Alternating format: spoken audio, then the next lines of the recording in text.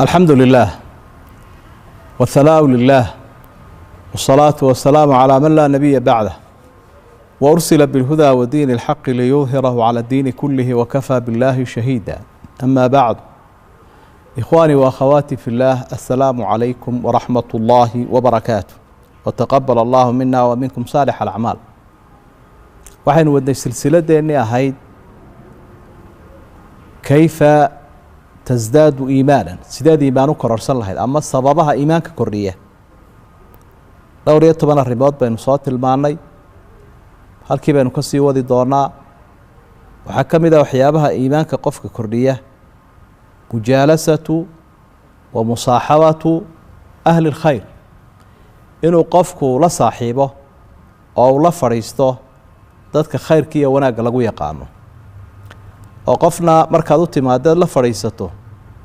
ilaahay buu ku xusuusinayaa wax khayrahoo wanaagsan inaad wadana waad ku dadaalaysaa.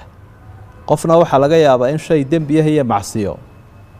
iyo cadho iyo xafiiltan uu kugu abuuro iyo xiisad oo dab kaa karo. marka la fadhiisiga dadka wanaagsan dee qur-aankuna waa ina faray, oo nebi maxamed baaba sala allahu calayhi wasalam ilaahay uhi wasbir nafsak maca aladiina yadcuuna rabbahum bilghadaati waalcashiy yuriiduuna wajha walaa tacdu caynaaka canhum turiidu ziinata alxayaati addunya walaa tudic man akfalnaa qalbahu can dikrina waatabaca hawaahu wa kaana amruhu furutan. naftaada ku xeji oo la fadhiisoo la joog dadka ilaahay gelinka hore iyo gelinka dambeba caabudaya ee ilaahay daraaddii ula jeeda cibaadadooda ee cid ay istusayaan aanay jirin. haddaba rasuulkii ilaahay sala allahu calayhi wasalam ayaa ilahay u leeyahy asxaabtaada sidaa u cibaadaysanaya la noolow. walaa tudic man akfalnaa qalbah can dikrina, kuwa qaafiliinta ee qufur kaga jabsan yahay xuska ilaahay, in ilaahayba xusuusnayna rumaysnayn, kuwa ha ka tala qaadanin. waxay hayaan dad iyo duunyo iyo macrifo iyo maal, waxba ha sii eegin. arrinkiisuba waa xadgudub baa ilahay uhi, adiguna xataa tallaabi haddaad kuwa raacdo. marka qadiyadaasi waxaa laga faa'idaysanayaa bay leen culimmadu, la fadhiisiga dadka wanaagsani in aanu wax sahlan ahayn. aladiina tudakiruka ru'yatuhum billaahi wa bilaakhira, waa dadka aragtidoodu ilaahay iyo aakhira ay ku xusuusinayso. waxaa ka mid a waxyaabaha iimaanka inoo kordhinaya alimsaaku can fuduuli الطacaami wاlkalaami wاlmanaami wa mukhaaladati اlanaam, in qofku uu iska yareeyo cunada badan iyo cabidda badan iyo hadalka badan iyo hurdada badan iyo dhexgalka dadka uu dhex qaadaya faraha badan. oo waxaa iska macruufa waxyaabahan mubaaxaadka ilaahay inoo xalaaleeyey, markaad badsato hurdadii haddaad badiso dee wax badan baad ku weydaaranaya oo khayr ah. qaflad baa laga yaabaa inay kugu badato. haddaad cunadii badiso waa la garan karaya, oo sida ay cunada marka la badiyaa jidhka u dhibtay ruuxdana u dhibtaa. sidoo kale haddaad hadalka badiso dhacdhacaagaa badanaya. qofka hadduu hadalkiisu bato dhacdhaciisaa bata iyo gefkiisa. hadduu hadalkiisu koobnaadana waxaa yaraanaya qofka sharkiisaa yaraanaya.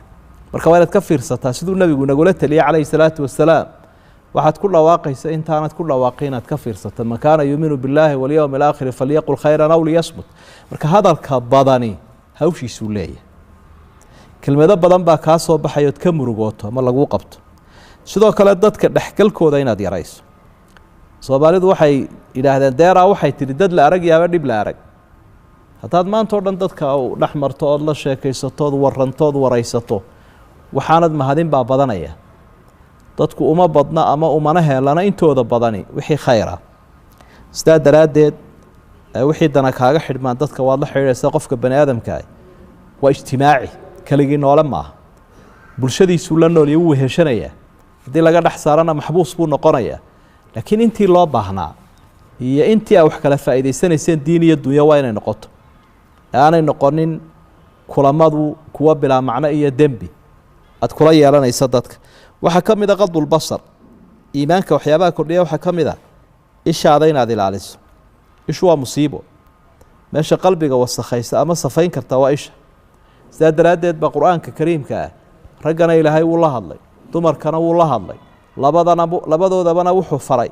inay ishoodana xaaraanta ka ilaaliyaan ibtoodiyo cawradana xaaraanta ka ilaaliyaan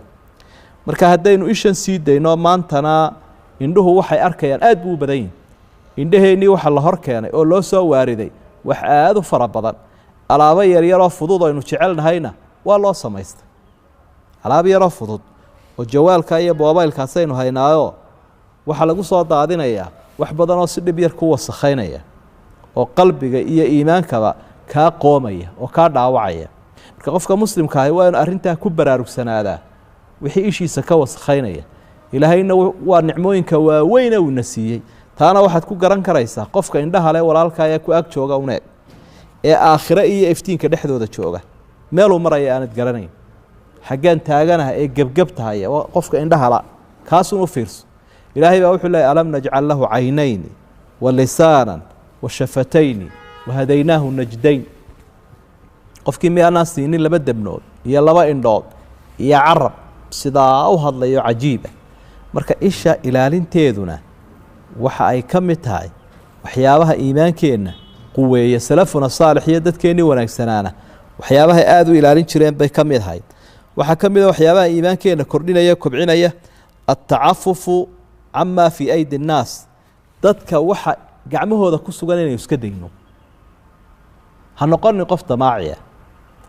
oo sidaasuunu usii eegaya dadku waxay haystaan waad hiyi kacaysa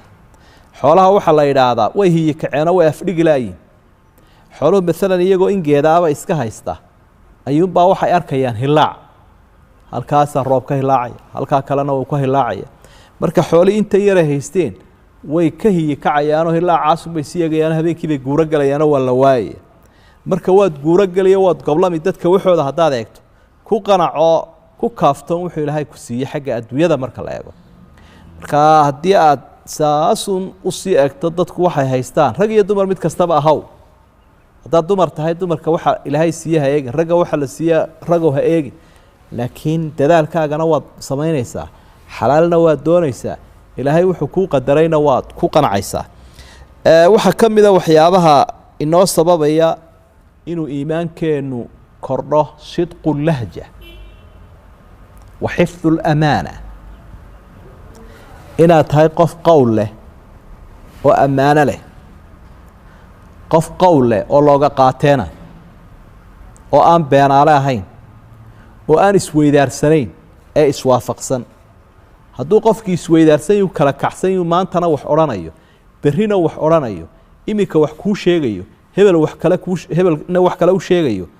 si kale haddii loo dhigo beenaalaha noqon beentu waa musiibo nebi moxamed sala allahu calayhi wasalam waxa uu leeyahy ku dadaala runta qofku runtu ku dadaalaa ilaahay agtiisa jeeroo lagu qoro run leh waayo runtu waxay kugu hagaysaa samafalkaasina jannuu kugu hagaya marka liiska waxaad gelaysaa ilaahay agtiisa dadka ku qoran sidiiqiin markaad runta caadaysato runtu dadka way ku yara adag tahay laakiin ilaahay baa kugu jeclaanaya ummadduna way kugu jeclaanaysa waxaa laga yaabaa qofku nabca haddaad runta sheegto in la yidhaha qofkaasi waa run le daaya marka sidqu lahja in qofka hadalkiisu uu toosan yuu run yahay waa muhiim arrintaasina beryahan dambe marka iimaanku kolku daciifo ayaa runtuna dadka ku yaraataa beentu ay ku badataa xifdu lamaana ammaanaduna waa saas oo kale oo markuu qofku ammaanadiisa aada u ilaaliyo ilaahay baa ku jeclaanaya ummaddaa ku jeclaanaysa iimaankiisiioo qawiyay sheegaysa ammaanadaa uu ilaalinaya waxaa ka mida waxyaabaha aynu xusayno annadar ilaa man duunak laa ilaa man fowqak dadka kaa hooseeya eeg waxyaabaha iimaankaaga kobcinaya waxaa ka mida tii hore aynu hore usoo sheegnay bay kabaysaae dadka qolana way kaa sarraysaayoo xagga adduunyada wey aqoonta iyo awoodda iyo marka la eego adduunka iyo waxbay ku dheeryihiin dadna way kaa hooseeyaan marka dadka idinka hooseeya eega buu nebigu uhi calayhi salaatu wasalaam dadkaa kaa hooseeya haddaad eegto midkaa itaal daran baad arkaysaa midkaa adduun yar baad arkaysaa midkaa caafimaad yar baad arkaysaa midkaa caqli yar baad arkaysaa markaasaad oranaysaa alxamdu lilaah sho anigu dabaqadda dhexe ayaabaan dadka kaga jiraaba markaasaad ilaahay u mahadnaqaysa iimaanku waxyaabuhu kugu batay ayay ka mid tahay qaanacaadu ay ku timaado marka runtii taasina waa arrin aad iyo aad u muhiima laakiin waa arrimaha adduunyada arrimaha xagga diinta dadka kaa hooseeya eegi maysid dadka kaa sarreeya kaa horreeya aad eegeysa ka kaa soon badan ka kaa salaad badan ka kaa sadaqo badan ka kaa cilmi badan ka kaa cibaado badan si aad tartan u gasho waayo ilaahay baa wuxuu yihi wafii daalika falyatanaafasi ilmutanaafisuun jannadaa aan idiin tilmaamay iyo camalkaa wanaagsan dadka tartamaya haw tartamaan marka waxyaabaha aynu soo xusnay ee labaataneeyada ku dhowe silsilada aynu soo qaadanay saddexdan daris ee u dambeeya koobkoobnaa waa waxyaabaha iimaankeennu uu ku kordhayo raasamaalkeenna aynu ku ilaashanayno faa'iide aynu ku helayno ilaahay baan ka baryay anigiyo idinkaba inuu ina waafajiyo camaladeenno dhanna uu inaga aqbala aad baa u mahadsantihi dhegaysiga wanaagsan iyo soo jeedka ducaynu isku ognahay iyo inaynu ilaahay barino jannadiisa inuu inagu soo ururiyo wasalaamu calaykum waraxmat ullaahi wabarakaatu